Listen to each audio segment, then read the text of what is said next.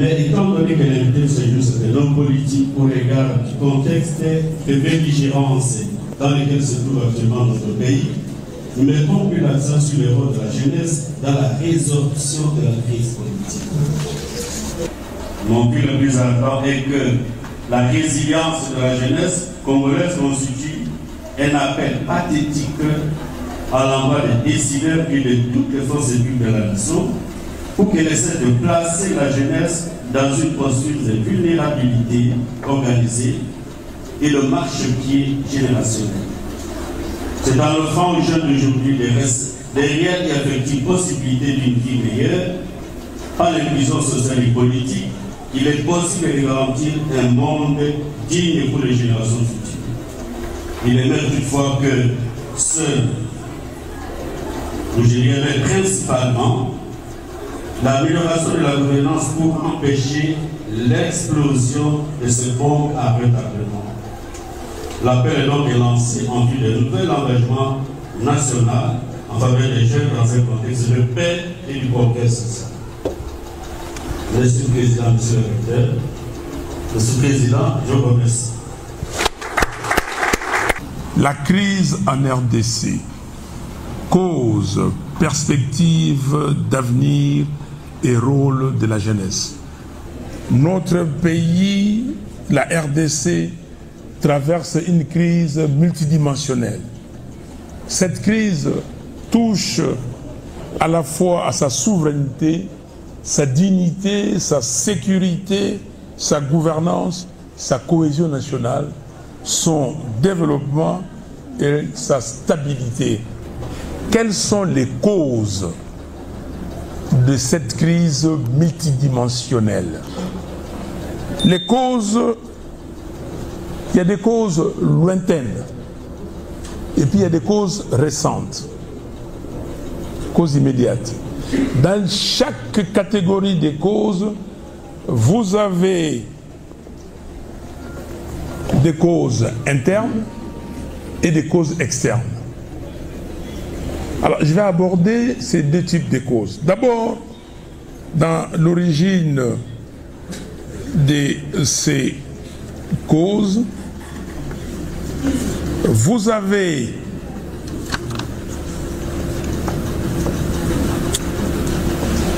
dans les causes lointaines, 1.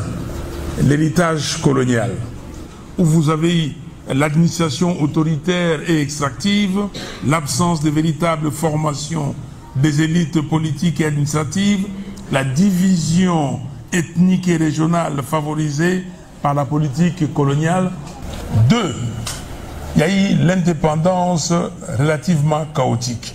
D'abord, départ précipité des Belges, sans préparation, instabilité politique après l'indépendance causée notamment par des crises politiques et l'assassinat de notre héros national Patrice Emery Lumumba.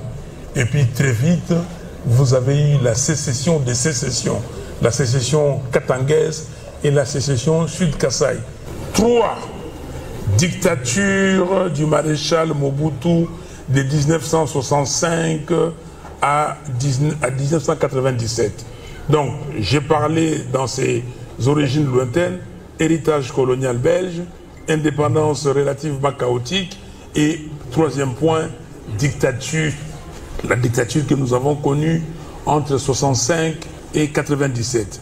Coup d'État de Joseph Désiré Mobutu le 24 novembre 65, concentration du pouvoir. Et ça, c'est frappant. Népotisme, clientélisme, corruption généralisée. Un groupe d'amis, il a cité le groupe de Binza. Et quand on prend le pouvoir, on pense à ses amis, à sa famille. C'est pas ça le pouvoir. Le pouvoir, c'est l'État. Et autre cause majeure de cette crise, la zaïrianisation et les mesures de radicalisation de l'économie sans réel développement. Les gens de mon âge, les gens qui sont ici, ils savent, ils connaissent ce que c'est que la zaïrianisation. C'est en 1973, on a décidé de prendre les sociétés des étrangers est donné aux Zaïrois, comme on nous appelait à l'époque. Là où nous sommes ici, c'était une zone industrielle, limitée zone industrielle. Tout ici était tapis des industries, des sociétés, des usines. Vous voyez la concession ici, c'était une société qui était ici. Quand j'étais gosse, vous savez, nous sommes à la saison sèche, c'est les vacances. Déjà, cette saison sèche, nous venons ici à Limité, là, on ramassait les chenilles, les pinceaux, parce qu'il y avait tout ici, c'était boisé, surtout de l'autre côté. Je ne sais pas si quelqu'un a vécu ça avec moi. Certainement, tu as vécu ça avec moi. Ok? Donc, ici, nous, dès 6 h du matin, déjà, les gens sont là, et on commence à ramasser, à 9 h, c'est fini, vous revenez le lendemain. Tout ici, c'était des sociétés. On venait ici, nous, jeunes gens, jeunes garçons, et on faisait ce qu'on appelait les coubelets. Vous prenez les cuivres, vous ramassez dans les quartiers, vous venez ici, il y a des usines ici, on pèse des kilos et on vous donne l'argent. Et nos grands frères, qui avaient déjà 16 ans, 14, 16 ans, pendant les vacances, ils faisaient les coups de main ici. Donc tout le monde avait quelque chose à faire.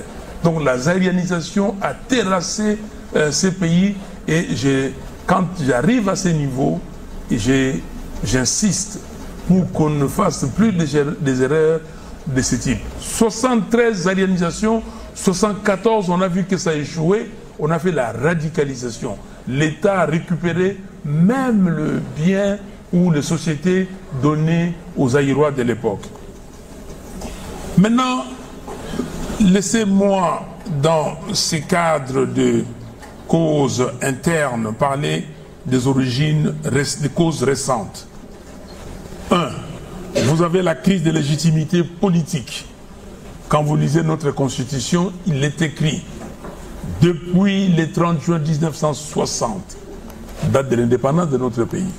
Le Congo connaît des crises récurrentes, dont l'une des causes fondamentales, c'est le manque de légitimité des institutions et de leurs animateurs. Donc, crise de légitimité, élections contestées, résultats manipulés, fabriqués et manque total de transparence de ces élections, institutions étatiques très faibles, toutes contrôlées par l'exécutif, y compris le Parlement. Ah, il a plu au chef de l'État, la vision du chef de l'État. Il n'y a personne qui a une vision, il n'y a que le chef de l'État qui a une vision. Quelle est votre vision, vous, Parlement? Quelle est la vision du législatif, du judiciaire? Donc, on est en train d'encenser un individu. Donc, nous sommes toujours dans les cas de culte des personnes, dans la dictature, et qui ne dit pas ces mots. Et ça, c'est aujourd'hui, nous les vivons. Et le professeur l'a dit ici, le jeune, Prézo, Mopao, tout le monde en parle. Tout le monde est président, tout le monde, même des jeunes ne sais quoi. Il faut arrêter ça. Il faut que tout le monde fasse ce qu'il doit faire. Si quelqu'un fait mal, vous dites vous avez mal fait. Si quelqu'un fait du bien, vous dites que vous avez fait du bien. Et ça, c'est le mythe là.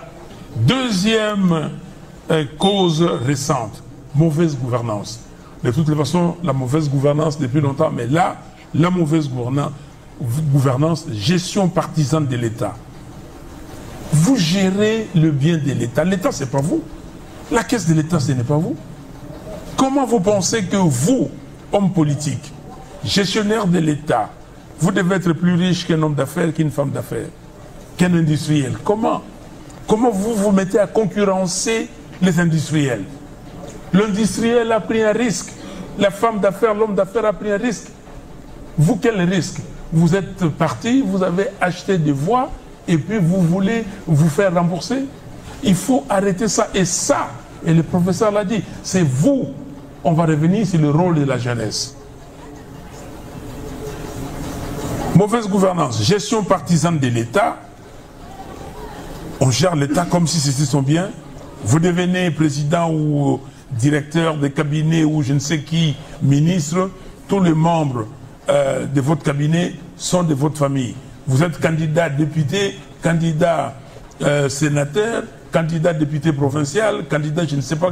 Tous vos suppléants sont vos membres de famille, et puis après on vous nomme ministre, vous laissez ces postes-là à vos membres de famille. Ce n'est pas sérieux. Incompétence des dirigeants. On parle des compétences. Est-ce que les dirigeants sont compétents? Si vous n'êtes pas compétent, vous ne pouvez rien faire. Et c'est ce que vous voyez ici. Pourquoi nous avons des embouteillages à Kinshasa, dans le Congo central? Pensez-vous qu'on ne peut pas résoudre ces embouteillages, même avec peu d'investissement? Juste la volonté. Et j'ai toujours dit, si aujourd'hui vous mettez dans tous les croisements, vous mettez les robots, c'est-à-dire les feux de position, et vous demandez aux gens d'être disciplinés parce que 60% d'embouteillage, ça vient au fait que les automobilistes sont indisciplinés. On arrive au feu, celui-là veut passer, celui-ci, ainsi de suite, il y a croisement. Vous mettez le feu de position et vous disciplinez les gens et vous mettez ce qu'on appelle ici les policiers de roulage, et avec des contraventions, l'État va gagner beaucoup d'argent. Je vous donne l'exemple, vous embauchez 3000 jeunes, vous les formez et vous leur dites 4 dans chaque croisement, vous mettez 300, 500 croisements et vous allez voir demain. Et vous mettez des gens avec des contraventions. La ville de Kinshasa, la ville de Paris, chaque année, gagne combien de milliards d'euros de contraventions? La ville de Washington n'a pas beaucoup de revenus, elle vit grâce aux contraventions. Vous mettez des contraventions ici pour trouver de l'argent, payer ces jeunes gens, et vous allez voir, les embouteillages vont se régler. Et après, vous allez aller dans des investissements, arranger les artères, créer des nouvelles routes, ainsi de suite. Donc, incompétence des dirigeants, j'ai insisté seulement sur ce point. J'ai fait des tweets, déjà pour dire, voici ce qu'on peut faire. Mais on ne le fait pas. Pourquoi? Parce que les gens pensent à autre chose. Vol, corruption à outrance et goût effréné à l'enrichissement sans cause. C'est une cause de mauvaise, c'est de la mauvaise gouvernance. Pourquoi les gens veulent voler? Quand j'étais gosse, quand vous volez dans le quartier, on sait que vous avez volé, vous quittez le quartier. Aujourd'hui, c'est devenu normal. C'est devenu normal, on vous appelle préso parce que vous avez volé. Et il n'y a pas de justice sociale. On laisse les gens. Ici, dans les quartiers à côté, vous avez des érosions. Quand les pluies diluviennes viennent, les gens, on ne sait pas où les caser. Il y en a qu'on a mis au stade Total Raphaël, jusqu'aujourd'hui ils sont là. Donc ça ne va pas du tout à cause de nous-mêmes. Troisième cause dans les origines récentes, c'est la déliquescence de l'État. L'État est totalement en déliquescence. Délabrement de l'armée, on n'a pas d'armée. La guerre que nous avons. Pourquoi on n'arrive pas à arrêter? Combien de temps il faut pour former une brigade d'élite? J'ai demandé à plusieurs chefs d'État africains et on m'a dit en moyenne 18 mois. Mais dans 10 ans, il y a combien de 18 mois? Dans 5 ans, il y a combien de 18 mois? Dans 18 ans, il y a combien de 18 mois? Pourquoi on n'arrive pas à former les éléments des forces d'armée aguerris? Pourquoi? Délabrement de l'armée, de la police et des services de sécurité. Effondrement des services publics. Éducation. Parlons de l'éducation. Santé, eau, électricité. Revenons sur l'éducation. Le professeur vous a dit que des gens comme des Gérard Kamanda, et je cite, j'ajoute les maîtres Nimi Maïdi Kangimbi, les Lukusa Mwingula, je ne prends que ces trois-là, ce sont des gens qui ont étudié à l'Ovanium, ici à l'université, l'Ovanium à l'époque, l'université de Kinshasa. Ils ont étudié ici avec l'université. Mais ils ont terminé, ils avaient 22, 23, 24 ans, tous moins de 25 ans. Ils ont travaillé, mais ils étaient efficaces. Efficaces. Les Congos avaient les cadres le plus aguerris en Afrique ici, surtout l'Afrique noire, l'Afrique subsaharienne. Et les Kamanda, donc, ils sont arrivés, secrétaire d'État adjoint de l'Union africaine, ça s'appelait l'OUA à l'époque, et ça faisait la fierté. Les maîtres Nimi sont devenus les grands juristes, directeurs du cabinet du président de la République, et les autres, ils étaient des ministres. Mais ils étaient bien formés. Est-ce qu'aujourd'hui, vous quittez l'université, vous êtes capable de travailler avec compétence? Mais vous voulez être là. Vous dites on ne s'occupe pas de la jeunesse. Mais qu'est-ce que vous faites pour bien vous former? Est-ce que vous évitez le point sexuellement transmissible? Vous les évitez? Très bien. Ça, il faut le faire.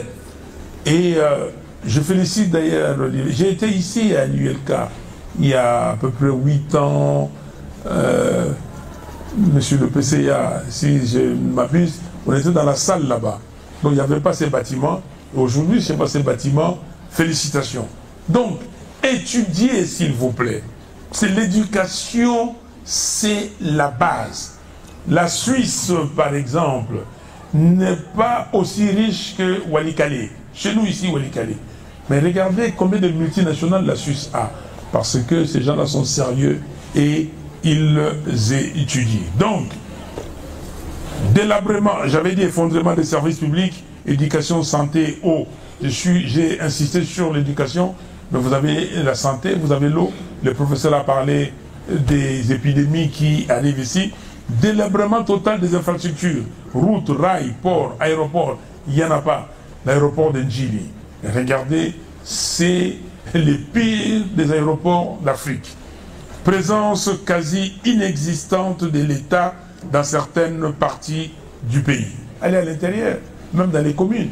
Les bourgmestres de Selemba ont dit qu'il y a tous les jours des malfrats qui entrent dans des maisons, mais je n'ai pas, comment dire, des équipes pour intervenir. Présence des groupes armés dans plusieurs localités du pays. Ça, vous en savez autant que moi. Entretien des milices par certains partis politiques. Certains partis politiques ont créé des milices. Et ces milices-là sèment la zizanie, sèment la pagaille.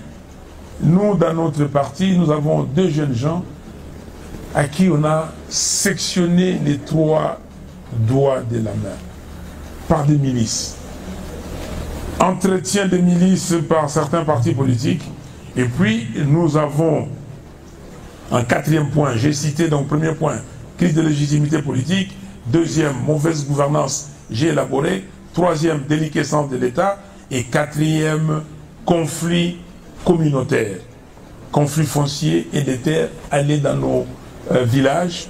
Tensions ethniques causées par des acteurs politiques. Ils sont ici à Kinshasa. Ils instrumentalisent les gens à l'intérieur.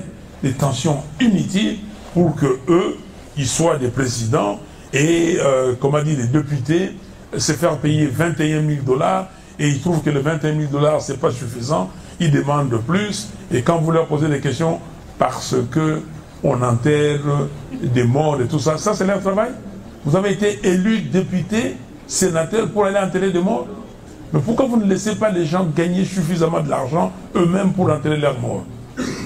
Et si vous enterrez les morts, vous allez enterrer combien? Combien? Comment un député d'un pays pauvre comme le nôtre peut gagner 21 000 $ chaque mois? Et je l'ai dit, je crois que les députés m'écoutent, maintenant ils disent que ah, non, non, non, on ne gagne pas ça, on gagne 14 millions. Mon œil. Ok? Il faut aller regarder. Déstabilisation du pouvoir coutumier par les politiques. Vous allez en province, moi j'y vais souvent. Je reçois les chefs coutumiers parce que c'est le pouvoir coutumier. Nous devons le respecter. C'est un pouvoir établi. Et quand vous recevez les chefs coutumiers sont là, vous voyez notre groupe là, ben vous dites pourquoi tout le monde ne peut pas? Ah non, non, non. Bango, Bango, l'État, ça va chef coutumier. Ici, on établit les chefs coutumiers, pas par la loi coutumière ou le pouvoir coutumier, par l'instrumentalisation à partir de Kinshasa. Voilà, je crois que pour les causes internes, très rapidement les causes externes de la crise de la RDC. Origine lointaine, je vais les citer. Intérêt géopolitique des puissances étrangères. On a instrumentalisé le Congo dans les conflits Est-Ouest, ce qu'on a appelé la guerre froide. Il y a la convoitise des ressources minières de la RDC et soutien des grandes puissances à des régimes autoritaires pour sécuriser l'accès aux ressources du Congo. Je cite clairement le Rwanda, aujourd'hui, c'est son rôle. Et puis, vous avez, à ce sujet, je vais vous lire deux, trois paragraphes du dernier rapport des experts des Nations Unies. Les experts disent ceci: objectif du gouvernement du Rwanda. C'est le point 42. Les engagements, c'est sur Google, hein, vous pouvez les trouver. Les engagements militaires successifs de la RDF, RDF veut dire Rwanda Defense Forces, n'avaient pas pour objectif premier de neutraliser les FDLR ou de mettre fin à une prétendue menace pour l'existence du Rwanda. Au contraire, les renforts de la RDF et les opérations militaires décisives visaient à conquérir de nouveaux territoires, tandis que le maintien de la présence de la RDF permettait à l'AFC M23 de consolider sa mainmise. Vous avez compris? Deuxième point, point 43. À l'inverse, le contrôle de l'Est de la République démocratique du Congo par l'AFC M23 a permis au Rwanda d'accéder à des territoires riches en minéraux et en terres fertiles, de décimer les rangs des FDLR. De faire quoi? De décimer les rangs des FDLR. Donc ils ont déjà décimé les FDLR. Et de s'assurer une influence politique en RDC.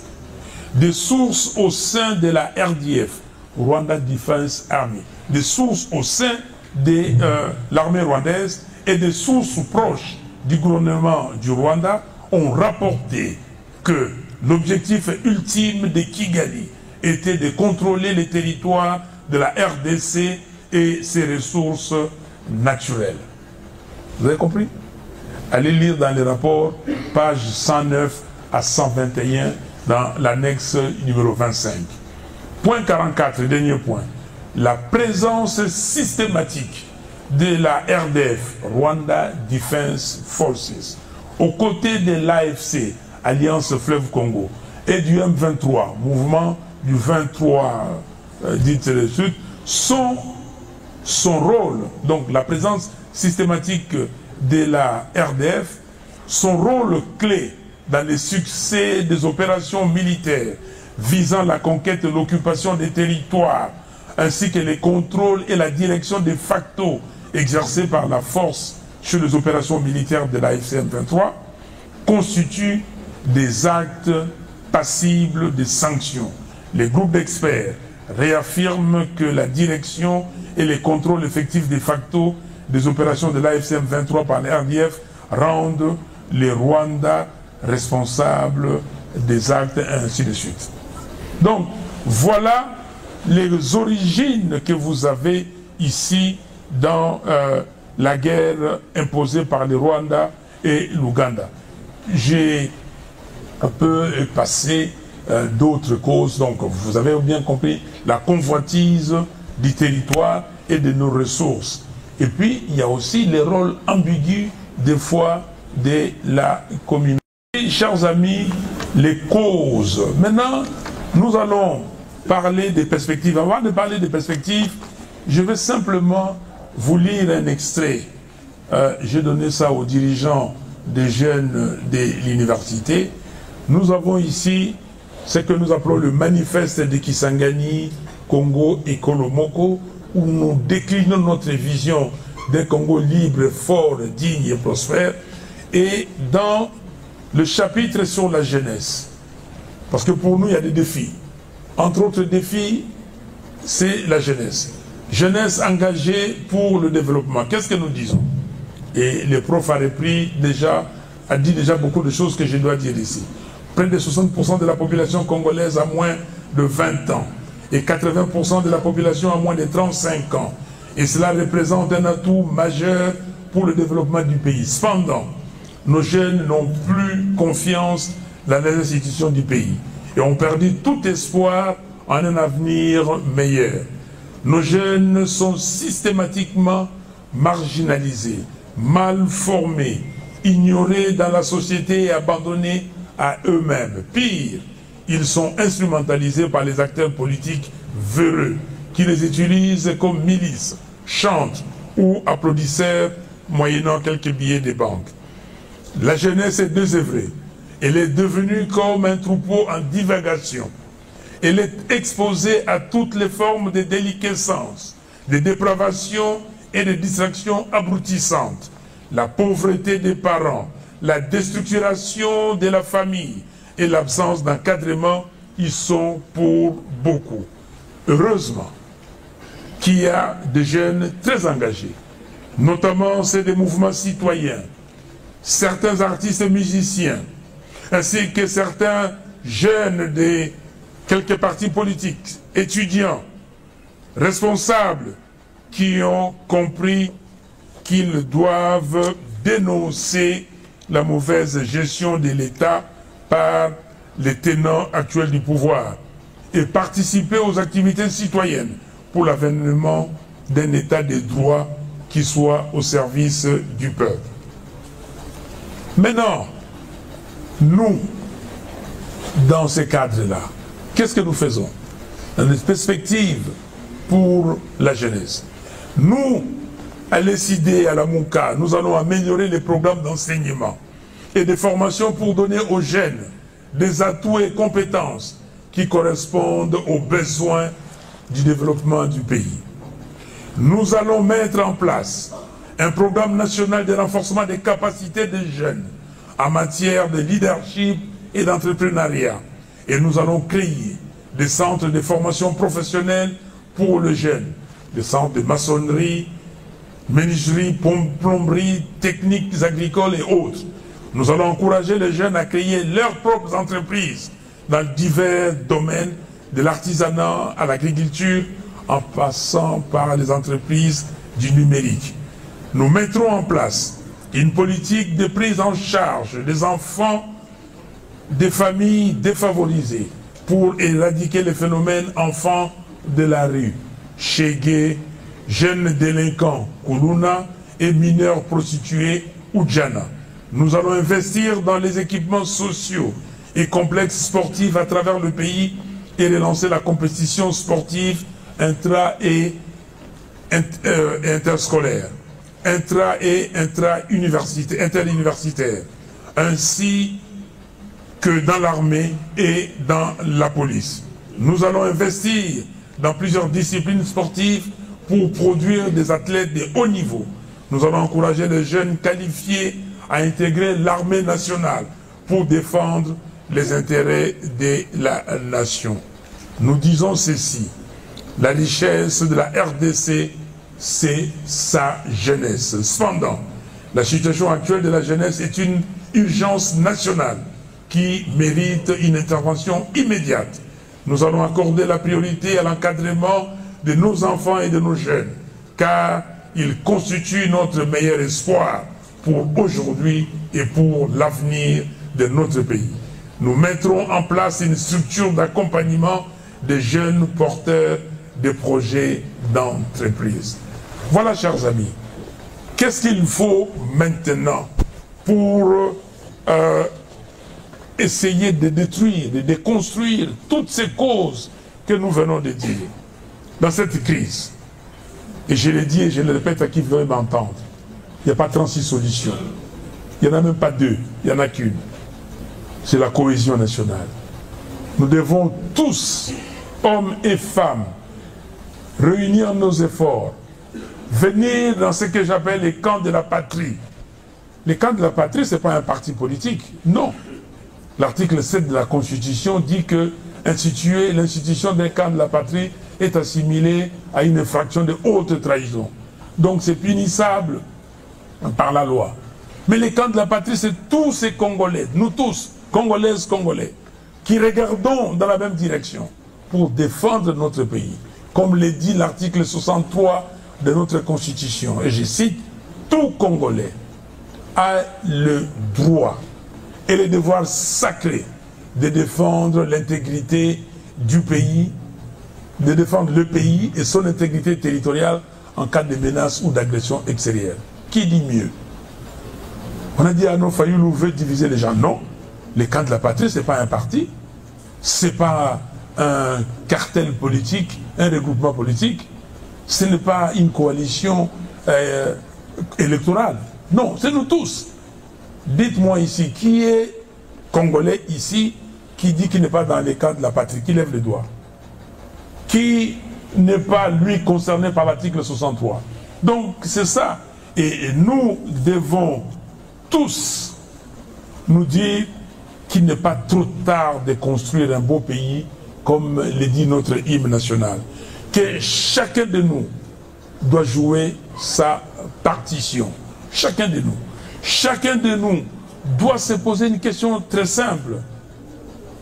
Comment se fait-il qu'après 65 ans d'indépendance, nous sommes toujours là? Rien. On a, je peux vous le dire, quand j'ai terminé mes études secondaires, j'étais avec l'ami ici, on a fait la même école ici à Ngiringiri. Ok? Quand moi j'ai terminé mes études secondaires, je n'avais pas l'intention d'aller en Europe. Je vous le dis, parce que le professeur l'a dit ici. Je n'avais aucune intention, j'étais pas seul. Avec beaucoup d'amis, on était le pourcentage le plus élevé de notre section. Et on se disait, on va aller à l'université ici au Congo. Et dans mon époque, là, on a institué, tu dois faire 3 choix. Et vous devez remplir des formulaires pour vous orienter. Moi, j'ai mis Polytechnique, premier choix. Deuxième choix, économie. Troisième choix, médecine, parce que ma mère me disait, papa, il faut encore un docteur. Ok? Et mon nom n'est pas sorti à l'université. J'ai insisté et j'ai chômé. Mes parents ont dit, tu dois aller en Europe. Tu as des cousins, j'ai dit non. Mais finalement, j'ai chômé. Et l'année suivante, je suis parti en Europe. Donc, pourquoi 65 ans après, nous sommes là? Le cardinal Mosengo à la conférence nationale souveraine avait dit, qu'avez-vous fait? On vous posera la question. On nous posera la question tous. Pas à vous seuls. À Fayoulou aussi, au professeur, au recteur, tout le monde. Mais collectivement, révoltons-nous. On doit se résoudre à dire qu'est-ce que nous faisons du Congo. Lumumba a dit que nous ferons, le Congo sera demain les centres du rayonnement de l'Afrique. Les centres de rayonnement. Est-ce que nous sommes aujourd'hui les centres de rayonnement? Mais nous disons notre héros national. Qu'est-ce que nous pouvons faire de bien pour que ces noms de Lumumba soient continuellement perpétrés dans nos mémoires et dans la mémoire ou les mémoires des enfants qui vont venir? Quelle est notre vision du pays? Voilà, je crois que je dois m'arrêter là et pour recevoir vos questions et que ce soit un débat constructif. Merci beaucoup. Professeur de doyen de la faculté de médecine. Un petit mot pour le doyen de la faculté de droit. Vous avez limité la jeunesse à 15 à 35 ans. Mais quand je réfléchis, je pense à Douglas MacArthur, qui est né en 1880 et qui nous a quittés en 1964, qui disait on devient vieux lorsqu'on a déserté aux idéaux. Il y a des gens de 80 ans qui ont des ambitions pour changer le pays. Je les considère comme des jeunes. Des gens de 55 ans qui sont toujours ambitieux, qui veulent bouger le monde. Je les considère comme jeunes. Quel est votre point de vue? Je reviens au président Martin Fayoulou. Vous avez énuméré les causes qui sont à la base du déclin de la vie nationale. Je commence par avoir votre point de vue. Étant donné que vous avez dit qu'il s'agissait d'une départ précipité de Belge, donnerez-vous raison au plan Van-Bilsen qui avait préconisé que nous restons avec le Belge jusqu'après 30 ans pour que le pays soit bâti. Est-ce que c'était ça la solution? Au lieu de suivre ce qui a été préconisé dans le manifeste de la conscience africaine avec Iléo, Boulikouenza et même Mandela. Serait-il la solution qui aurait apporté la paix au Congo? Ensuite, vous avez parlé d'azahirianisation comme la grande cause du débat national, et cela est vrai. Vous avez souligné qu'en 1974, il y a eu ce qu'on appelait la radicalisation. Mais, je souligne un fait. En 1976, lorsque le président de la République, à l'époque général de Gord d'Armée, s'est rendu à l'intérieur, quelque part là, on lui a dit que les acquéreurs n'étaient pas en mesure de remplacer le marchandise qu'ils ont trouvé dans le magasin. Et le président, à son retour à Kinshasa, avait pris la grande mesure de la rétrocession. La rétrocession. Mais la rétrocession n'a pas pu être appliquée correctement parce que les acteurs, pour la plupart, étaient membres de la famille du président, étaient amis du président. Pensez-vous, aujourd'hui, en rentrant en arrière, que la rétrocession serait la solution qui est recevée le pays? Car nous remarquons que c'est vers les années 80 que la crise nationale était devenue vraiment aiguë. Le président Martin Fayulu, dans son développement, il a parlé des problèmes d'élite, la qualité de la classe dirigeante, qui a posé problème l'après-indépendance, notamment après le départ de la colonisation. Il s'est posé un véritable problème des gens qui devaient diriger la société. Mais ces problèmes, jusqu'aujourd'hui, semblent persister, c'est un constat, où vous avez l'impression que c'est les plus courageux d'entre nous qui sont dans les partis politiques, les instances qui sont prédisposées à concourir à la gestion de la cité, qui malheureusement ne sont pas les plus compétents dans la pratique. Vous avez la classe dirigeante ou la classe intellectuelle qui se met à côté, observe de loin comment ces gens manifestent, comment ils arrivent à brûler, et malheureusement quand ils arrivent à conquérir le pouvoir, on se demande, ils voulaient avoir le pouvoir pour en faire quoi? Les pouvoirs, oui, conquérir le pouvoir, mais pour en faire quoi? C'est la grande question à poser à tous ceux qui militent, tous ceux qui travaillent pour avoir le pouvoir. Aujourd'hui, quand vous regardez le casting qu'il y a des choix des animateurs pour gérer la cité, est-ce qu'il y a une préparation en amont au niveau des partis politiques pour avoir des cadres qu'il faut pour les prédisposer à gérer efficacement la société? Vous êtes dans l'opposition aujourd'hui, demain vous pouvez être dans les pouvoirs pour gérer la cité. Est-ce qu'à votre niveau, vous menez également des castings importants pour avoir des cadres qui vous prédisposent à gérer efficacement la société, et cela à tous les niveaux de responsabilité?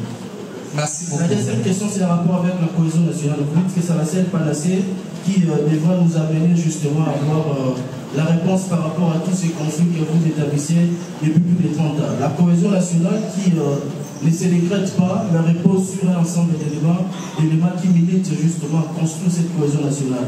La justice sociale, la répartition bonne de la richesse, tout ce qui a comme bonne gouvernance, c'est des éléments importants. Est-ce qu'aujourd'hui, au regard de la gouvernance actuelle, les décors est planté pour aller justement vers cette cohésion nationale? Parce que cohésion nationale, ça ne doit pas être un chapelet d'intention, mais doit reposer sur des éléments importants qui militent à cela. À Excellence, M. Fayulu, si vous accédez un jour à la présidence, quelles seront vos 3 priorités concrètes pour lutter contre la corruption à tous les niveaux de l'État? Merci. Je me présente, je réponds au nom de Likou Magali, fondatrice de la fondation Malik. Alors, la première question, je la pose au professeur Loko. Je ne sais pas si j'ai bien retenu le nom. Le professeur Loko nous a dit qu'on pouvait devenir président, député, à partir de 25 ans déjà occuper des hautes fonctions politiques. Monsieur le Président, en tant que scientifique, parce que je suis aussi scientifique, je suis assistante à l'université de Kinshasa, pensez-vous que notre système éducatif répond aux besoins de gestion? Parce que plusieurs fois nous avons vu combien de fois, comme l'a dit l'un de mes prédécesseurs, combien de fois des gens ont accédé au poste de direction. Et nous avons, s'il vous plaît, nous avons été déçus par leur façon de gérer les choses, gérer la gestion, plutôt gérer la chose publique. La question, je la pose au président Martin Fayoulou.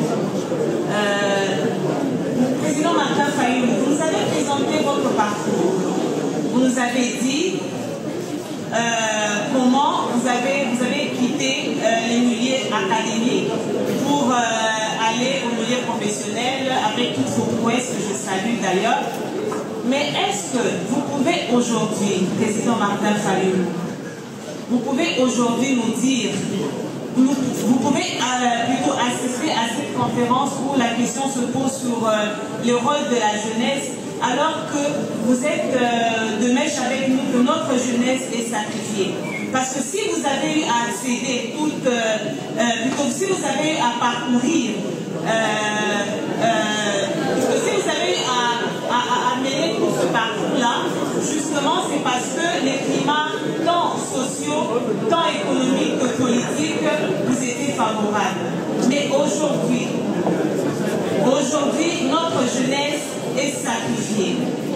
Est-ce qu'aujourd'hui, ce n'est pas ironique de demander à la jeunesse le rôle qu'elle a à jouer, alors que déjà à la base, elle a un rôle à jouer sacrifié, parce que le politique n'a pas donné la chance qu'il faut pour que les jeunes arrivent à... La plupart des jeunes, bien sûr, arrivent à mener un tel parcours tel que vous l'avez fait. La première, c'est un encouragement au président Elie Martin Fayoulou Mabili pour l'acte que vous êtes en train de mener. Nous, la jeunesse de Mazaleba, nous continuons à vous soutenir. S'il vous plaît, le cadre est scientifique. Nous disons bravo, allez-y, nous sommes derrière vous. Bon, pour monsieur le doyen, une seule question, je vais poser.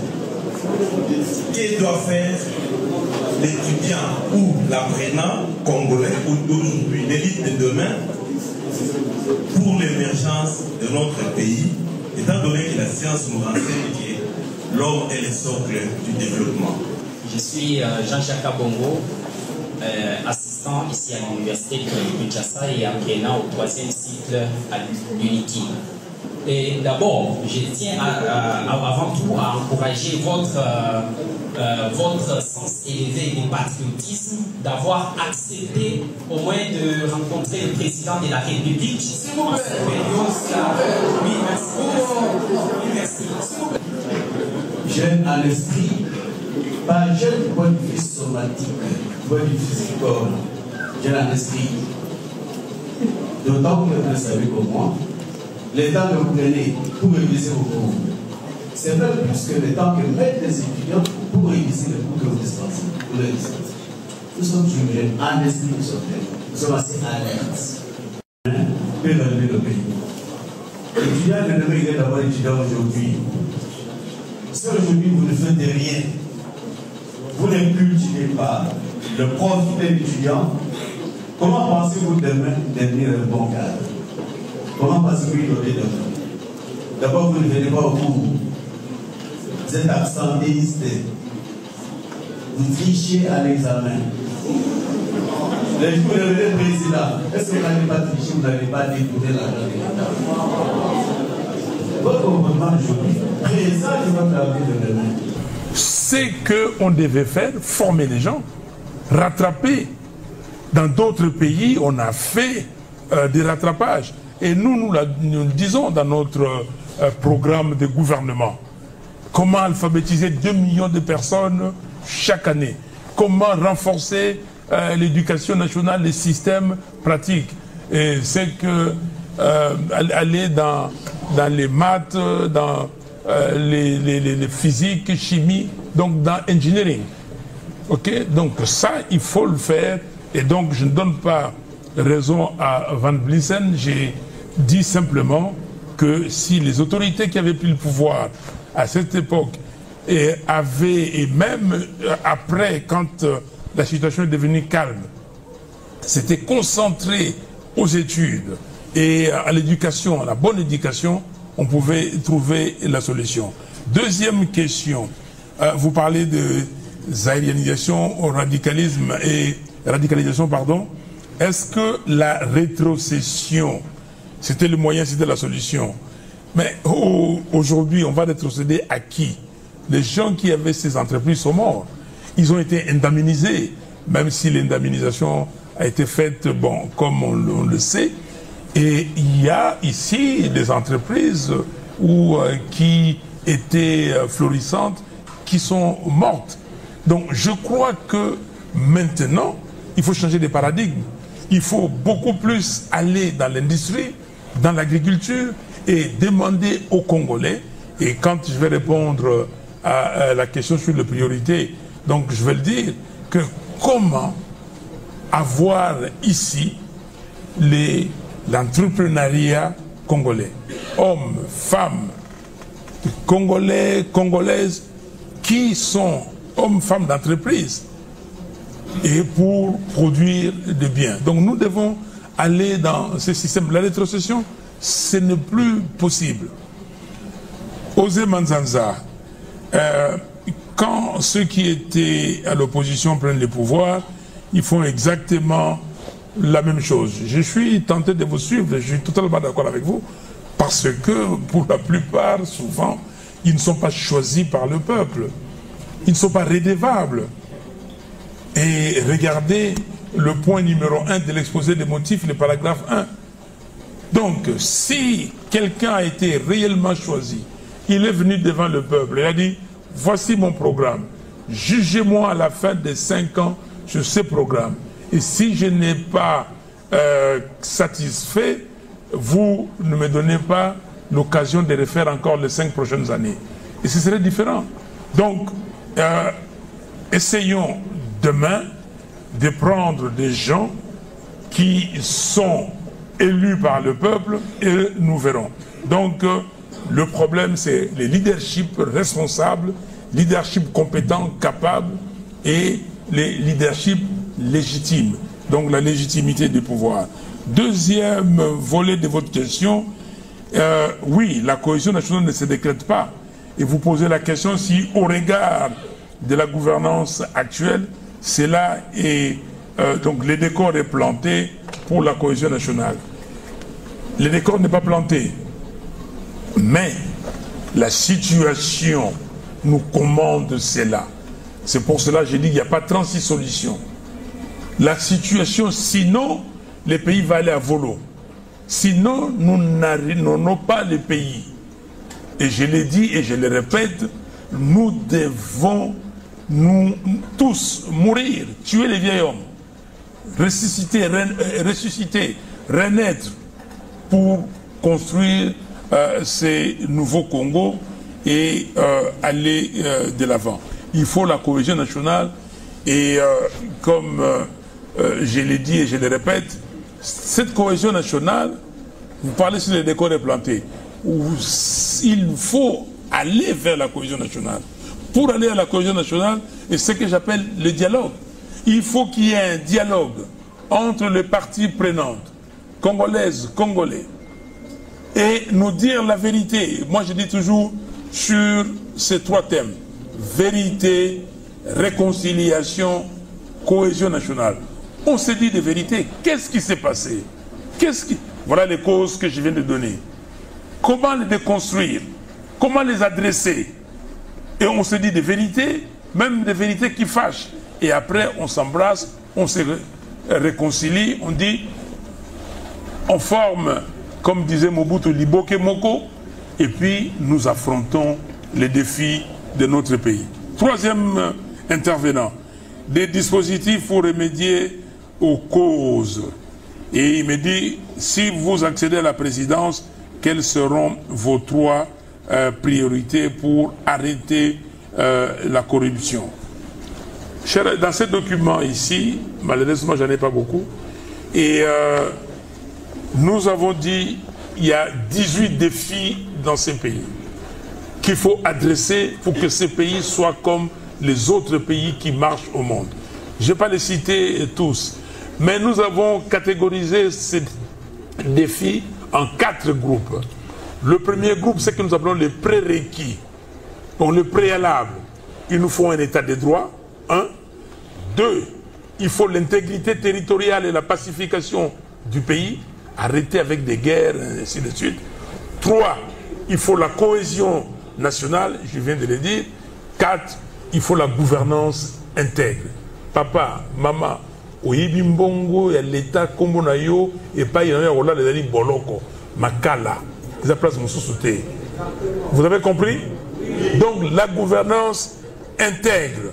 Donc ça c'est trois les prérequis. Deuxième catégorie, nous avons des priorités parce qu'on ne peut pas mélanger. Si vous avez les 4 prérequis, c'est que vous avez un État. Vous avez un État normal et sur ces prérequis, vous mettez maintenant les priorités. Nous en avons 6, mais vous avez demandé 3. Première priorité, c'est l'éducation. Sans éducation, vous n'êtes nulle part. Je vous ai dit que la Suisse est moins riche que Walikale, mais comme les gens sont éduqués, disciplinés, ainsi de suite, voilà la Suisse et comment elle est. Plusieurs pays, regardez Singapour, il n'y a pas de richesse. Peut-être sa position géographique qui constitue sa richesse. Regardez Singapour. Donc, l'éducation, l'innovation, la recherche scientifique, c'est la première priorité pour nous. La deuxième, c'est l'agriculture. Et on a dit ici, vous allez parler de quelle province ici? De Lualaba. Mais ici, vous quittez Kinshasa, allez à Mwanda. Vous allez passer Kasangulu, Kisantu, Mbazangungu, et tout là-bas, Matadi, Boma, rien. Mais est-ce que c'est normal? Est-ce que c'est normal? On ne cultive pas. J'ai été à, comment dire, au Kenya. J'ai fait tous les Kenyas. J'ai été partout. Kilindi, Kapsabet, Iten, Mount Kenya, Kisumu, partout. Mombasa. Vous allez au Kenya. Et quand je suis allé, donc on était 2 sociétés, Mobil et Exxon, avant qu'on fasse le merger. Donc nous, Mobil, on avait acheté Esso là-bas, Exxon. Donc je devais aller dans tous les pays, voir les stations, comment dire, Exxon. Mais j'ai dit, voilà, j'ai expérimenté ce que La Fontaine a dit dans une de ses fables. Ne laissez nulle passe où la main ne passe et repasse. J'ai vu ça au Kenya.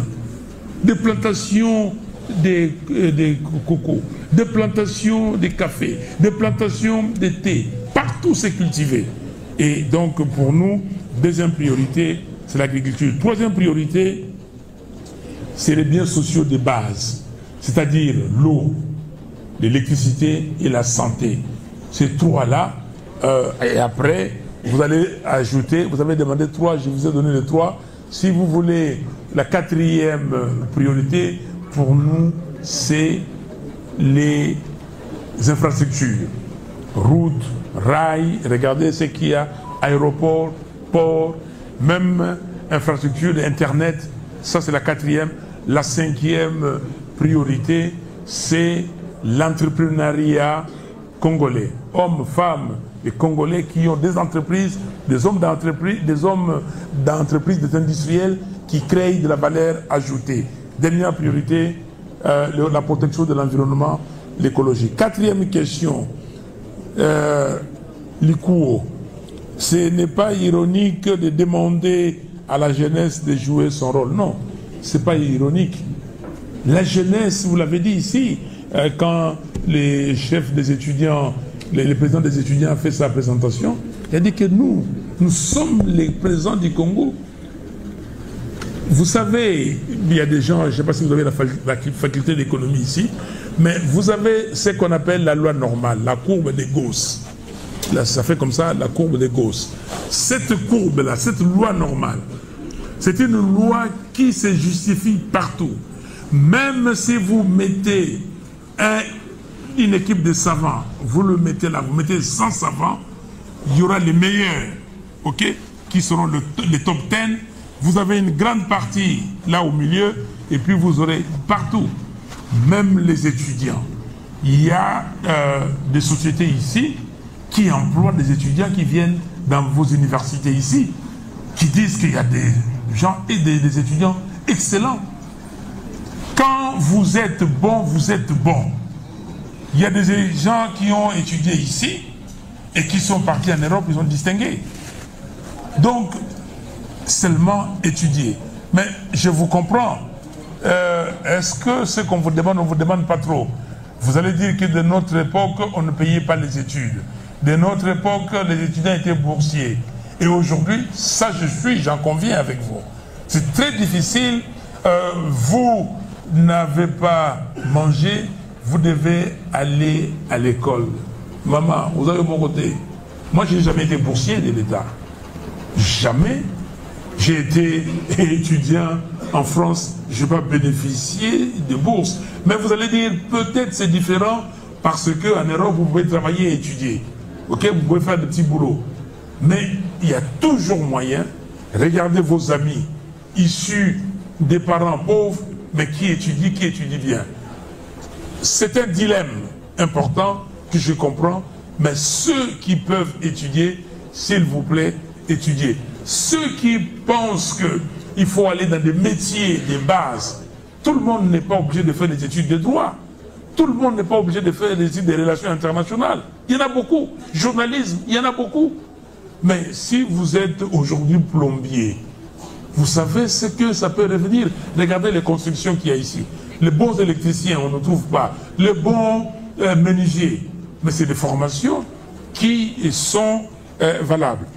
John Ndongo, que doit faire l'étudiant pour l'émergence de notre pays? On vous a dit, l'étudiant doit d'abord se former, bien se former, et dire que je suis ce que les entreprises recherchent. Je suis ce que le pays, je vais devenir ce que le pays recherche. Ok? Et je dois avoir des capacités, je dois avoir des compétences. J'acquiers des compétences pour mon pays. Ça, c'est un. De deux, je dois surveiller aussi les dirigeants. Je ne dois pas être un yes man ou yes woman. Donc, si ça ne va pas, je dois parler. Je dois être dans les cercles d'amis, dans des discussions, des sociétés pour savoir est-ce que ça va ou ça ne va pas. On me raconte une histoire. Mobutu a mené le président Senghor à l'époque, là-bas à l'université de Kinshasa. Les étudiants étaient, Senghor devait faire une présentation là-bas, comme je viens ici à l'université. À l'université, comment dire, un débat avec les étudiants, une conférence débat. Et puis les étudiants ont boudé. Ils se sont révoltés. Et Mobutu vient dans la salle, donc dans la bibliothèque, là où les étudiants étaient en train d'apprendre. Et puis, il dit, au tombeau qui est là, il y a un étudiant qui dit, silence, ici on travaille. Bon, Mobutu. Les étudiants, moi j'étais élève ici en 1968-69 à Lemba, ici, à l'école presbytérienne. Ok? Derrière la commune de Lemba, la commune n'existait pas. J'ai vu des étudiants courir là-bas, parce qu'ils ont énervé Mobutu, mais ils revendiquaient. Mais vous êtes devenus maintenant des dialystes. Ok? Tel ministre, parce qu'il est de votre province. Non. Regardez le pays. Le ministre ne pourra pas nourrir toute la province. Jean-Jacques Kabongo, si vous êtes invité à prendre la gestion des affaires du pays, si on vous invite, pardon, et quelle sera votre réaction? Mais moi, j'étais candidat président de la République. C'était pourquoi? Pour aller m'amuser? C'est pour diriger ce pays. J'ai dit que j'ai des défis ici. Je vais diriger le pays. Mais on va m'appeler comme ça, m'appeler sur cadeau. Ou un cadeau empoisonné. Ou n'importe quoi. Non. Je l'ai dit, je n'ai pas la langue de bois. Papa, maman, si des gens pensent qu'ils peuvent intimider certaines personnes, mais moi on ne m'intimide pas. Vous ne pouvez pas m'intimider. Pourquoi? Parce que je me connais. J'étais à l'Assemblée nationale. J'ai passé, je suis mis 3 fois debout Oyo na vie na ye, il a corrompu une fois. Fayulu Amatao. Azate pa Rosalate. Boyo Kingaï. Ok? Donc, vous ne pouvez pas m'intimider. J'entends les gens, oh non, Bayokani Kounana Félix, c'est pour apaiser pouvoir. Mais ça, c'est m'intimider. Chers amis, je vais vous dire une chose. Et ça, je suis sérieux. Parce que trop, c'est trop. Il faut tout yokana. Tout l'obana. Tout ybanani yazali. Qui est qui? Moi, je suis un enfant né ici, dans cette ville. Et on a vu, oh non, tel. J'ai travaillé ici. J'étais directeur général d'une société pétrolière. Vous savez ce que c'est qu'être directeur général d'une société pétrolière au Nigeria, par exemple? Au Nigeria, nous avons 3 directeurs généraux. Il y a un qui est au nord, ok, à Kano, là où il y a Abuja et tout ça. Il y a un autre qui est à Lagos. Il y a un autre à Port Harcourt. Moi, je suis directeur général au nord. Je reçois chaque jour plus de 100 camions de carburant. Il y a pénurie de carburant tout le temps. Si je vends seulement 10% au marché noir, j'ai combien de millions de dollars que personne ne saura. Je ne l'ai pas fait. Pourquoi je ne l'ai pas fait? Parce que j'ai craint Dieu. Vous voulez que je vous le dise? J'étais directeur général à ExxonMobil Éthiopie. L'Éthiopie a plus d'habitants qu'ici. Plus de stations qu'ici. Pays enclavé. On envoie des camions pour aller chercher 1000 camions par semaine à Djibouti. Les autres directeurs généraux, ils prennent pour signer un bon $100, 150, 200. Posez la question. Les gens ne sont pas morts, ils sont là, ces sociétés-là sont là. Est-ce que Bayoka Fayou n'a dit qu'à Momogo? Posez des questions. Vous pensez que vous allez me faire peur? Vous me ferez peur si moi j'ai pris l'argent de quelqu'un. Parce que, comme disait Kofi Olomide, je commence à les citer ce jour aussi sur cette affaire, vérité, et il y a qu'un escalier, et c'est la canine. Soko yibaki et ko yebana. Ceux qui montent, ceux qui ont bongo, un jour il va dire, mais pas tout par le bagot, mais il n'y a pas preuve. Vous n'allez pas m'intimider. Ce pays-là, si nous allons demain au dialogue que je souhaite, que j'appelle de tous mes voeux, parce que la cohésion nationale se prendra à ce dialogue-là. Si nous allons au dialogue et qu'il y a des décisions, des résolutions qui sont prises, je me soumettrai à ces résolutions. Est-ce que vous m'avez compris? Est-ce que c'est vrai pour la première série? Vu qu'actuellement, notre système, surtout le système congolais, on a tendance à voir que pour réussir, pour qu'un jeune réussisse, il faut nécessairement qu'il fasse la politique. Il faut nécessairement qu'il soit dans un parti politique ou bien derrière un monsieur tel politicien pour réussir au Congo. Alors, comme nous avons un chevronné politique devant nous, quel est votre point de vue ou quelle est votre réaction par rapport à ça? Merci. Quel est votre point de vue face à la décision prise par le ministre sur le fait que les élèves enceintes puissent continuer leur cursus scolaire? Vous l'avez dit, le doyen l'a dit également, que l'enseignement est abandonné. L'enseignement ne reçoit pas de subvention et il n'est pas soutenu. Dans vos priorités, malheureusement, il me semble que vous n'avez pas parlé de soutien à l'enseignement. Si c'est le cas, dites-nous, comment pensez-vous réussir le niveau de l'enseignement en République démocratique du Congo? Et une question de délai également, dans combien de temps pouvez-vous le faire? Merci. C'est par rapport au dès que nos collègues étudiants ici présents, vous parlez du système éducatif de notre pays. La question est de savoir quelles sont les opportunités que notre système éducatif prévoit ou encore présente aux étudiants, parce que chaque système éducatif comprend ce qu'on appelle les FINFOM, qui est l'analyse des forces, faiblesses, opportunités et menaces. Maintenant, par rapport à notre système, dans le VDN, comment, qu'est-ce que vous allez faire aujourd'hui des différences pour réussir votre vie dans ce pays en crise? Et où commencer? Ma question s'adresse particulièrement à Monsieur le Président Martin Fayulu. Monsieur le Président, selon vous, en quoi les séquelles du colonialisme et les accords post-indépendance ont-ils contribué à installer un système politique faible, miné par les divisions ethniques et instabilité? J'aimerais poser ma question au président Fayulu, parce que la solution, vous avez évoqué, vous avez parlé de la cohésion nationale et puis s'asseoir sur une table. Est-ce que nous ne pouvons pas dépasser, parce que si vous regardez depuis les années 60, les Congolais ont l'habitude de s'asseoir sur une table. Les Congolais, depuis la crise de la sécession catangaise, ils sont allés à Kokeletspi, Mbandaka. Il y a eu aussi, après la mort de Lumumba, ici à Kinshasa, la conférence de Koklatville. Toutes ces conférences n'accouchent qu'un gouvernement.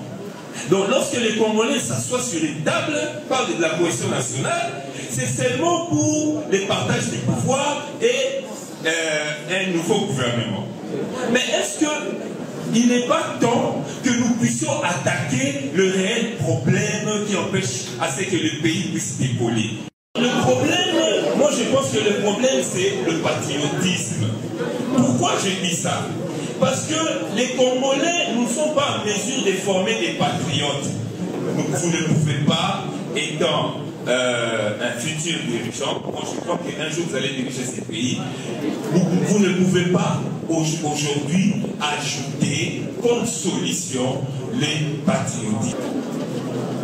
Monsieur Martin Fayulu, vous avez longuement abordé la crise nationale, mais vous n'avez pas évoqué la guerre pertinente à l'est du pays.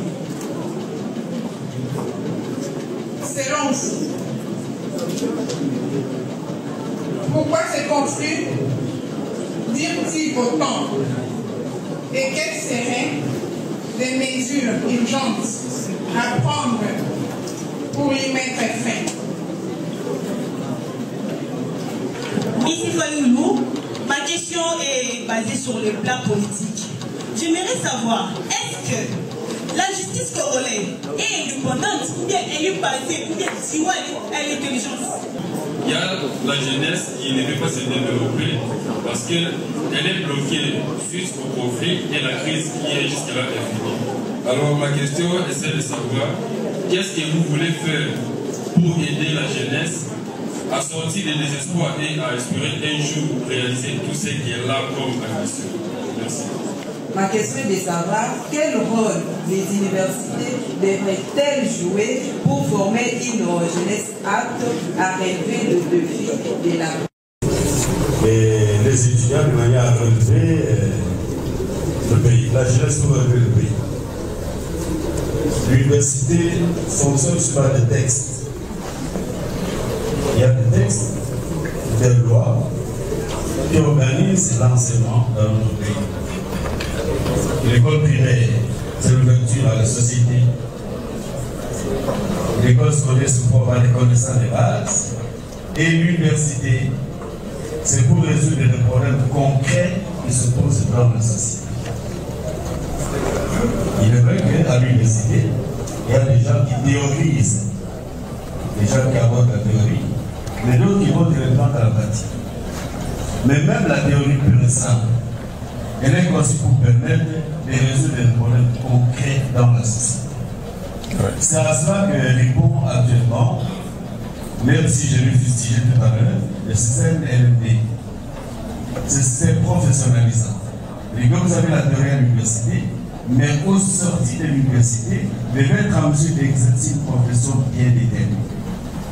Là, je suppose que pendant que vous êtes à l'université, vous devez être suffisamment bien formé, avoir les notions précises, les concepts nécessaires et les atouts pour pouvoir rester dans la société.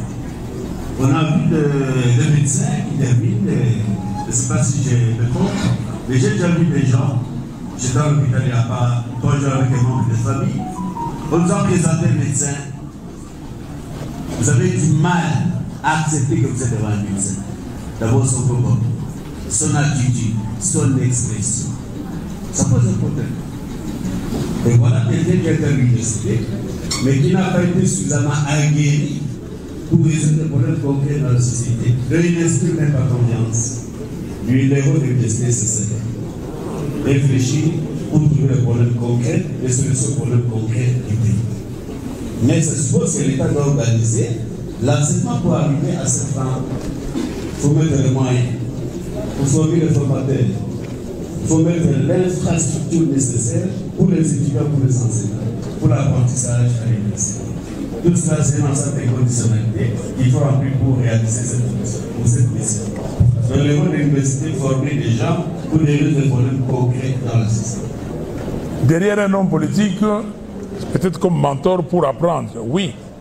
Mais vous n'allez pas réussir parce que vous êtes devenu un sous-fifre d'un homme politique. Faites l'expérience vous-même. Formez-vous. Moi, personnellement, ici, j'étais derrière quel homme politique?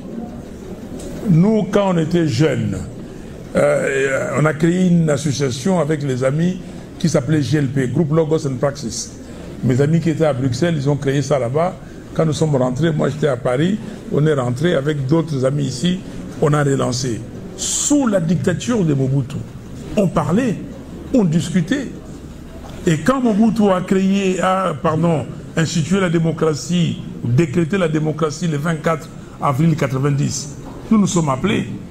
J'étais directeur de Mobiloi, Burundi. J'allais là-bas ce jour-là, le 24 avril. C'était un mardi.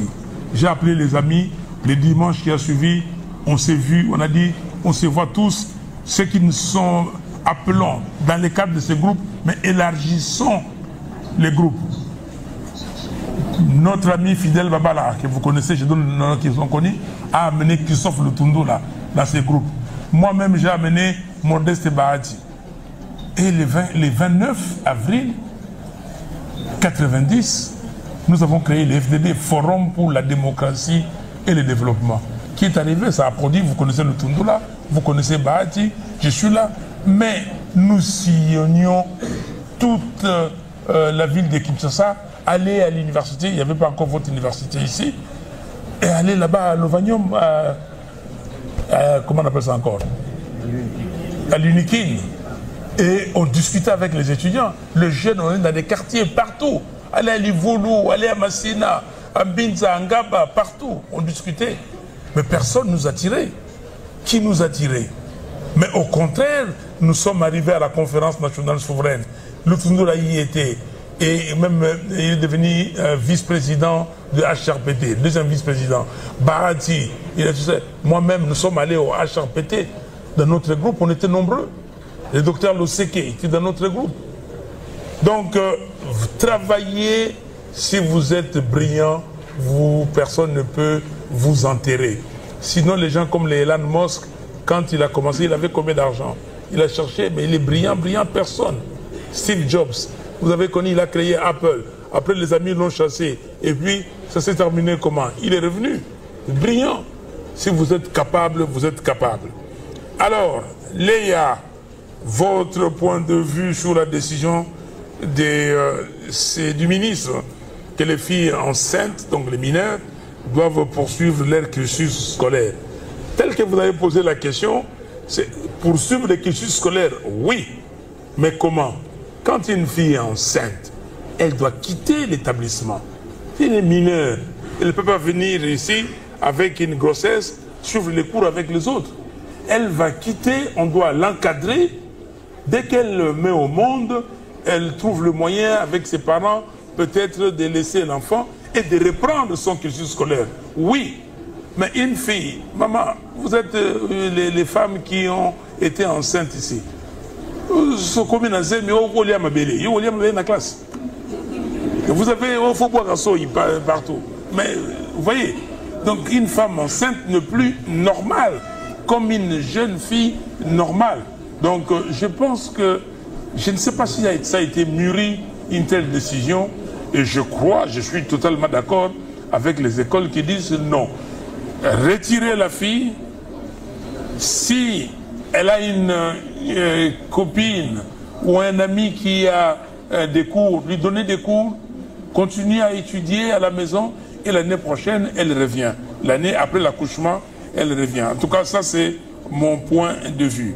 Chef de travaux, de quelle manière l'éducation doit être soutenue et dans combien de temps? Je vais vous lire ces manifestes. J'ai lu simplement la partie où on trouve la réponse à votre question. Nous disons ceci: nous allons proposer un plan Marshall pour l'éducation à travers une grande concertation sur le secteur dirigé par une sommité, donc la concertation dirigée par une sommité congolaise, une identification des problèmes et une proposition de solutions articulées à un agenda de mise en œuvre et de moyens conséquents. Nous allons augmenter significativement la part de l'éducation dans le budget de l'État pour l'élever à au moins 20% du budget national. Nous allons revaloriser la fonction enseignante et veiller au recyclage périodique des enseignants. Nous allons nous engager dans l'alphabétisation intensive des jeunes et des adultes non scolarisés, au moins 2 millions par an. Nous allons disponibiliser les ressources financières dans les domaines de pointe, ce qu'on appelle les STEAM, c'est-à-dire sciences, technologies, ingénierie, mathématiques, afin d'avoir, dans un horizon de 15 ans, vous allez dire quel horizon? Dans un horizon de 15 ans, des hauts cadres congolais dans les secteurs stratégiques de l'économie, mines, hydrocarbures, infrastructures, technologie, agriculture, ainsi de suite. Nous allons impliquer les entreprises dans le fonctionnement des universités publiques et privées afin de corréler la formation à l'offre existante en matière d'emploi. Nous allons investir significativement dans la recherche scientifique et l'innovation, et nous allons créer des centres d'excellence. Nous allons revaloriser les métiers qui constituent la base de l'entrepreneuriat en créant des centres de formation et des apprentis dans les domaines de la maçonnerie, menuiserie, ajustage, ferronnerie, cordonnerie, tannerie, vannerie, poterie, travail du bois, transformation des produits agricoles et autres, afin de satisfaire le besoin réel de notre pays pour son développement. Nous allons mettre en place des formations techniques et professionnelles courtes et diplômantes qui permettent de constituer un réservoir de main-d'œuvre disponible et compétente pour les entreprises. Ces formations offrent aussi une alternative pour ceux n'ayant pas la chance ou la volonté de pousser dans de longues études. Nous allons investir dans les citoyens pour développer la RDC. Nous allons en finir avec la médiocrité qui a pris le pas sur la compétence, et nous irons en guerre contre l'ignorance et l'obscurantisme. Nous formerons les esprits qui vont porter le développement du Congo. Voici, monsieur le chef des travaux, ce que nous avons dans les manifestes, dans notre programme. Kalala, par rapport au système éducatif, quelles sont les opportunités? Je crois que le professeur a répondu. Où commencer? Comment faire la différence? Ben, je vous ai dit, où commencer, c'est très simple. Les prérequis, les préalables, état de droit. Quelqu'un a demandé si la justice est libre, si elle est indépendante. Commencez par l'état de droit. Tout faire pour avoir l'intégrité territoriale de ce pays. C'est là qu'il faut commencer. Commencer par la cohésion nationale. Moi, je suis, comme je vous ai dit, né, grandi dans cette ville. Quand j'étais gosse, on ne connaissait pas la tribu. J'ai un nom, Fayoulou, personne ne savait situer d'où mes parents venaient. Ça n'existait pas. Ma famille, c'est les gars de mon quartier. Ma famille, c'est les gars de mon école, de ma classe. Ma famille, c'est là où je vais à l'église. Je suis servant. On était plus que nous tous servants en chantre à l'église. Je ne connais pas. Regardez, si vous regardez mes amis, vous n'allez pas trouvé que nous sommes de la même tribu ou tout ça. Non, ça n'existait pas. Donc, on va commencer par là et faire la différence. Comme l'ami a dit, je reviendrai, il faut être patriote. Il faut être patriote. Patriote, à l'école, on avait les cours de civisme. Et on nous apprenait. Alors, Josué, en quoi les séquelles du colonialisme ont-ils contribué à l'instabilité de la RDC? Oui. Dès que nous avons... Le colonialisme, c'était quelque chose où les colons étaient là. Donc le maître, vous devez voir le maître. Ce qu'on appelait les évolués, essayer de copier les maîtres. Et copier, donc cette copie-là, ça s'est répercuté. Aussi, les séquelles, comme j'ai dit, il n'y a pas eu de formation. Ici, quand on a, en 1960, il y avait combien de Congolais diplômés? Dans des pays comme les autres pays d'Afrique de l'Ouest, ils étaient déjà même dans l'administration française. Nous, on n'a pas eu ça. Donc, et puis, les séquelles du colonialisme, on nous a appris à diviser pour régner. L'histoire de aux alliés élevés, tu es plus la classe plus élevée. Agriculteur, l'histoire au Rwanda, là-bas, comment ils s'appellent? Les Tutsis et les Hutus. Pourquoi ils se sont rencontrés? Ils se sont, comment dire, tués. Mais ils parlent la même langue. Hein. Il n'y a pas une langue qui s'appelle Tutsi, il n'y a pas une langue qui s'appelle Hutu. Ils parlent tous le Kinyarwanda. Ok? Pourquoi? Et ça, c'est les séquelles de la colonisation. Le colon est venu, il a dit que non, diviser pour mieux régner. Ici aussi, on a fait exactement la même chose. On peut aller plus loin dans d'autres choses. Et la preuve, vous avez eu des sécessions tout de suite. Kalonji Moulopo est là-bas, il dit que moi, ici, dans les Bakwanga, et voilà, j'ai fait ma sécession. Tchombe dit, voilà, moi, toutes les ressources, les richesses du Congo, ça vient du Katanga. J'ai fait la sécession, sans oublier que l'Équateur, le Bandundu et tout ça avaient amené des produits agricoles que vous connaissez. Le caoutchouc, l'huile de palme. Alors, Josué, l'autre intervenant dit la cohésion nationale, s'asseoir sur une table depuis 1960, les Congolais ont l'habitude de s'asseoir autour d'une table et de se parler, et la conséquence, c'est le partage du pouvoir. Comme je vous ai dit tout à l'heure, il y a des gens qui sont intimidés quand on dit mon dialogue, pouvoir. Mais c'est quoi le partage du pouvoir? Chers amis, j'avais 35 ans, on m'avait proposé d'être ministre. J'ai refusé. J'avais 45 ans, on m'a encore proposé d'être ministre. J'ai refusé. Ok? Mais pourquoi? On m'a demandé pourquoi. J'ai dit parce que je ne partage pas les mêmes valeurs que vous. Ce n'est pas le partage du pouvoir. Et les discussions. Regardez l'affaire de l'Iran et avec Israël ou Iran, Israël, Gaza, Palestine. Ça va se terminer par quoi? N'est-ce pas par des discussions? Par des dialogues? Ukraine et URSS, ça va se terminer par quoi? Vous pouvez avoir autant de dialogues. Pourquoi il y a les parlements? Le parlement vient du mot parler. C'est le dialogue. Sinon, on va parler une fois et puis c'est fini. Les problèmes sont récurrents. Ça vient et dès que le problème vient, il faut le résoudre. La Chine et les États-Unis se voient tout le temps. Ils s'embrouillent et ils se parlent. Ils se réconcilient. Vous avez vu, le chancelier allemand était en Chine, à Pékin dernièrement.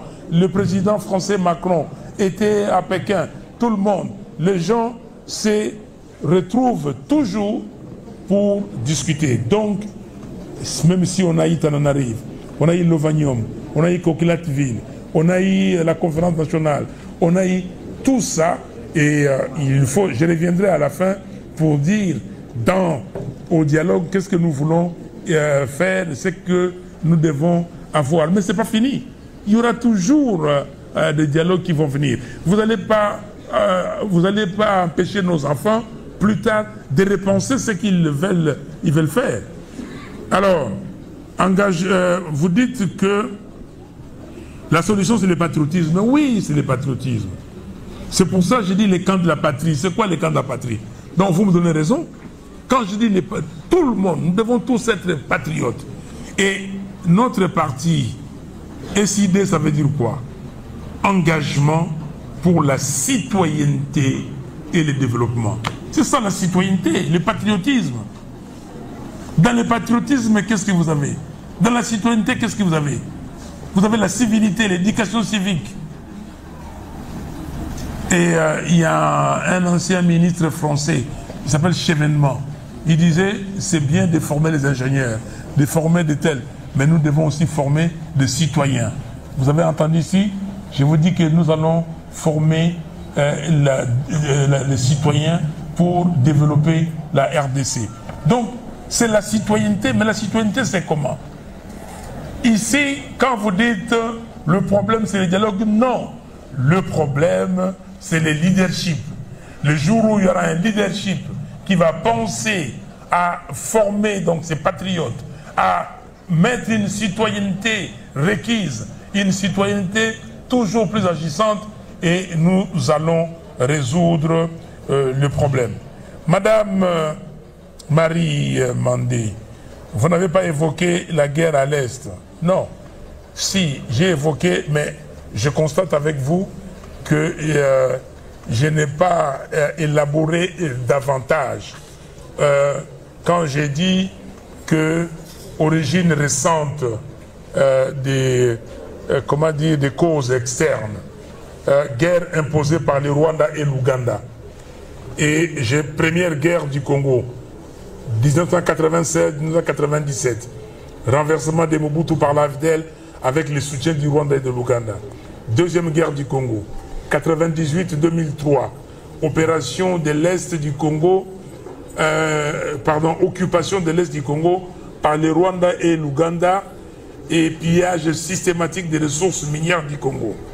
Création et soutien des groupes armés tels que le CNDP, le M23, ADF Nalu par le Rwanda, et les ADF Nalu par l'Ouganda. Manipulation de certains Congolais par le Rwanda avec la création de l'AFC. Donc c'est scientifique ici, mais il faut parler de tout. On a manipulé certains Congolais, on dit que bon, soyez contre et prenez des armes contre votre pays. C'est pas normal. Que si vous avez un problème, moi on m'a volé la victoire à l'élection présidentielle, oui ou non? Est-ce que j'ai pris les armes? Mais je ne me bats pas. J'ai dit ce que je vais dire par la bouche. Et j'ai fait des marches, j'ai reçu une balle ici, j'ai reçu une balle ici par l'ancien régime. Ok? Est-ce que j'ai pris les armes contre eux? Non, on doit continuer à se battre. Heureusement que madame, vous m'avez un peu fait revenir en arrière. Et j'avais dit, et ça je l'avais dit, convoitise du territoire et des ressources, projet de balkanisation. J'ai un livre ici, magnifique, écrit sous la direction des professeurs Kankwenda Mbaya, paix à son âme, et Mukoka Kasenda. C'est un livre, malheureusement, il n'y en a plus. J'ai demandé qu'on réédite ces livres-là. La République démocratique du Congo face au projet de balkanisation et d'implosion. Lisez, vous allez voir. Donc nous devons faire un effort.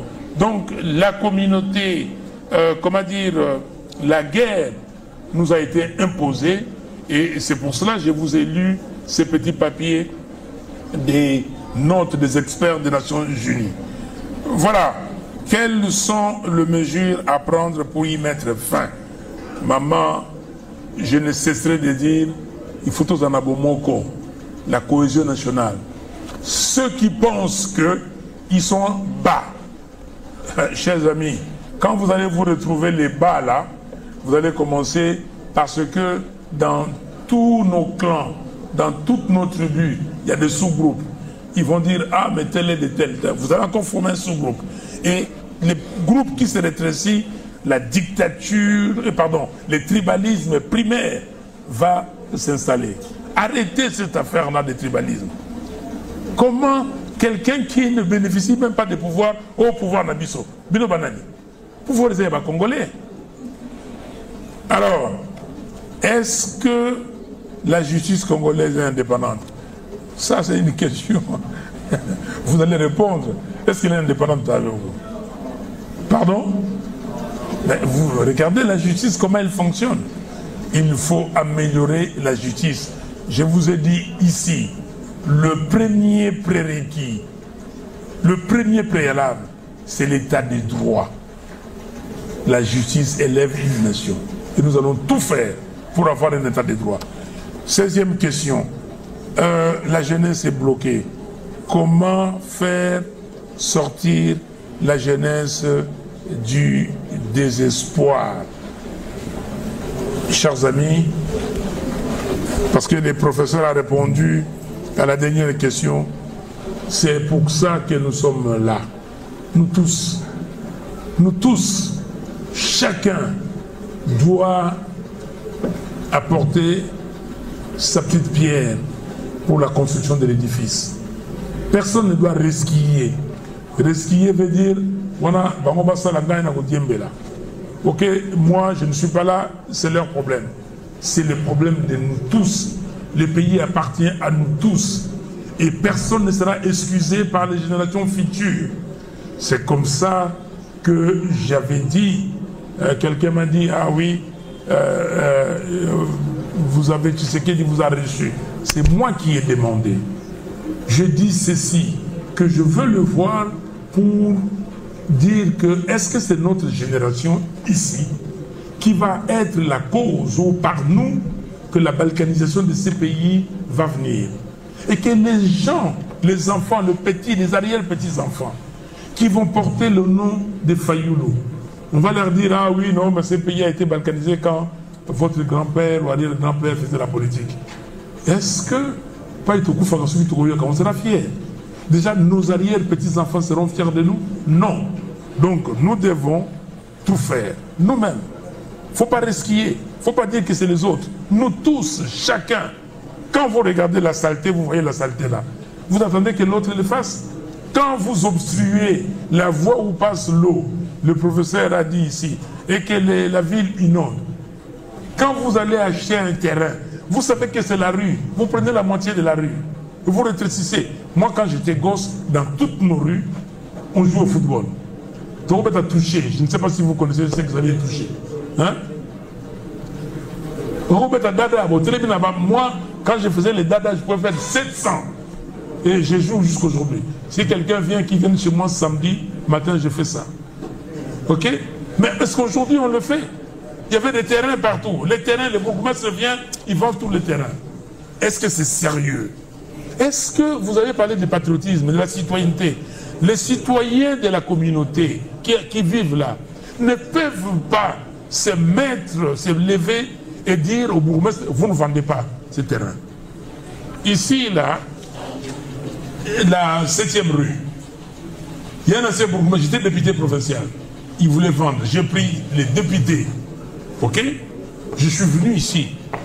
J'ai dit à monsieur le bourgmestre, vous n'allez pas vendre ça. Combien de terrains j'ai sauvé? À ma campagne, on veut vendre. À Binza, là-bas, à Delvaux, à Météo. J'ai fait comme ça. J'ai été voir Kanyama et tout ça. Mais ils ont vendu. Regardez Météo. On vend tout. Quelle est la part des citoyens? Quelle est la part des jeunes?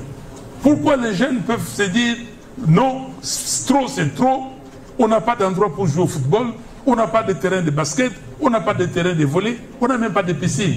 Moi j'étais gosse ici. Quand vous prenez le bus là, je prenais même ligne Lemba ou Matete ou Njili. Njili c'est 21 qui passait ici, Matete 23 et Lemba 24. Vous passez ici, quand vous passez à Sendwe, vous voyez les gens nager. Il y avait des piscines là. Est-ce que on vous a parlé de ça? Mais où sont les piscines? Et derrière là, il y avait un clubhouse. il y avait les tennis, il y avait tout. Mais c'était magnifique la ville de Kinshasa. Mais on a tout vendu. Et vous, vous devez vous mettre contre ça parce que un peuple a des dirigeants qu'il mérite. Si vous ne levez pas la voix, si vous ne revendiquez pas, eh bien, les gens vont faire ce qu'ils voudront. Voilà les réponses à vos questions, chers amis. En tout cas, monsieur le PCA, monsieur le recteur et tous les professeurs ici, le président de l'université et des étudiants, merci beaucoup pour votre attention.